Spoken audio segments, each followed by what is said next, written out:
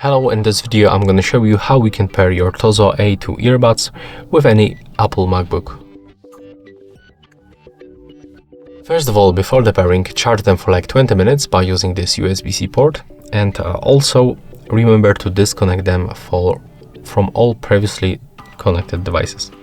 Next, you have to open this charging case, and we have to wait until this indicators right here lights up for the red. There we go.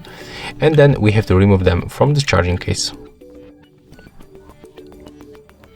Now we have to wait another time until this indicators starts blinking. So be patient.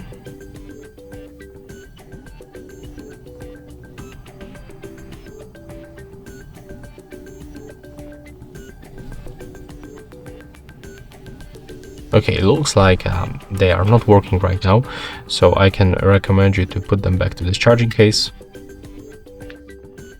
and then take them out of this charging case.